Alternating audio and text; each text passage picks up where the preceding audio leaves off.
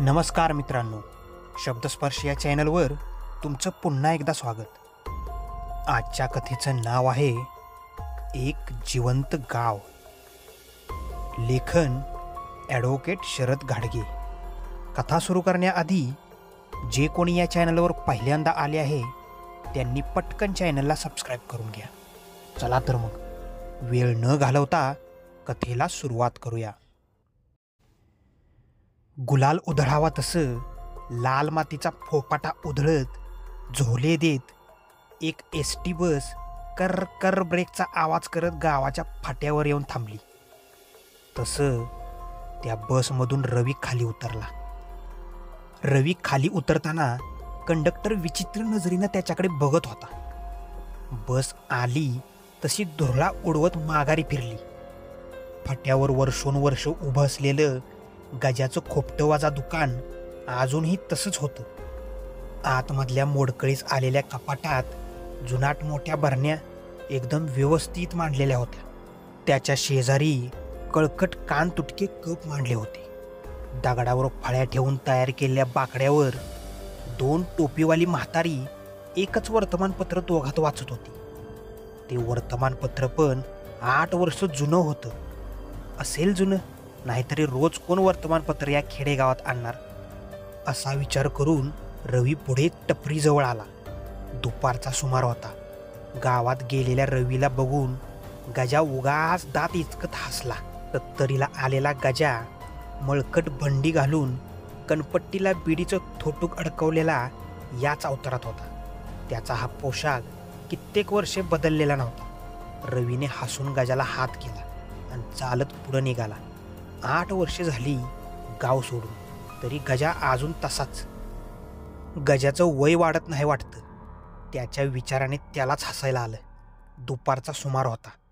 गावात गेलेला नागमोडी रस्ता सुनसान होता. रस्त्याला लागूनच असलेल्या इनामदार मळ्यात 2-4 मजूर काम करताना दिसत होते. रवी आपलं गाव बघून हरकला होता. गेल्या 8 वर्षापासून तो गावाला आलाच नव्हता. दुबईला कामाला गेल्यामुळे काहीच संपर्क नव्हता. तो आता गावाला आला होता.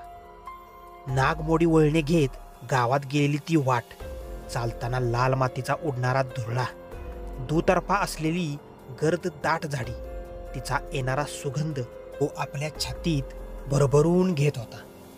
गावात झालेला बदल बघत बघत तो चालला होता.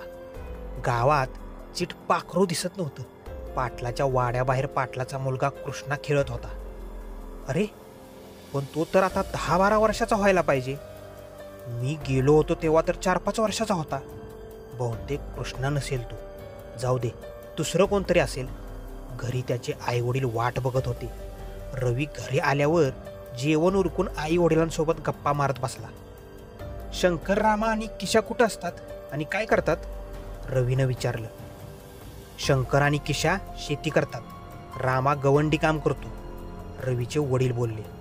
आणि आपला सर्जा ग, तो कुठं आहे? लहानपणी आम्ही सगळा गावभर हुंदडायचो, रवी जुन्या आठवणी काढत बोलला. रवीचा प्रश्न ऐकून त्याच्या आईवडिलांनी एकमेकांच्या तोंडाकडे बघितलं. सांच्याला तुला जेवायला काय करू रे?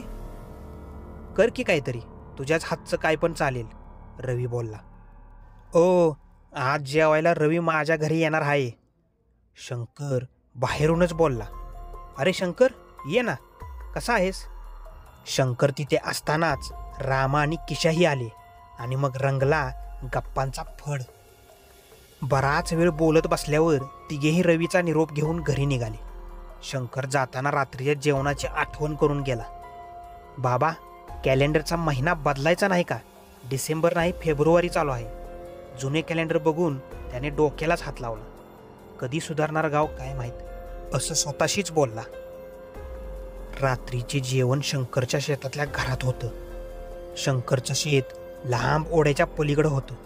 ओढा पण असा होता की आधी खोल, एकदम खाली उतरण, परत चढण, असंच चढावं लागत होतं. रात्री किशा, रामा व रवी गावाबाहेर असणाऱ्या शंकरच्या शेताकडे निघाले. किशा व रामाने हातात काठी व कंदील घेतली, तर रवीने हातात विजेची बॅटरी घेतली. तिघेही बोलत बोलत निघाले. एकमेकांची विचारपूस चालू होती. शेती कशी परवडत नाही अशी बडबड रामाने चालू ठेवली होती. त्याला किशा दुजोरा देत होता. रातकिडे किर्र किर्र करत होते. मध्येच एखादी कोल्हेकुई ऐकायला येत होती. जशी ते ओढ्याची चढण चढून पुढं आली, रवीने मागे फिरून बघितलं तर गाव अंधारात बुडालं होतं. असं कसं होईल असा मनात विचार करत तो निघाला. ओढा पार केल्यावर पुढच्या वळणावर मोठं पिंपळाचं झाड होतं. त्याच्या पानाची सळसळ ऐकू येत होती. जणू काय ती सळसळ काहीतरी सांगू इच्छित होती. त्या झाडावर घुबड घुमत होतं. लांब कुठेतरी हिंस्र प्राण्यांचे आवाज ऐकू येत होते. गार वारा अंगाला झोंबत होता. रवी जरा मनातून घाबरलाच होता. कसं तरी शंकरच्या शेतातील घरात पोचले. शंकरने जेवणाची सगळी तयारी केली होती. शंकरने जेवणाची पात्रं मांडली. त्यावर मटण वाढलं. तसं रामा आणि केशा तुटूनच पडली. असं वाटत होतं कित्येक महिने ते उपाशी आहेत.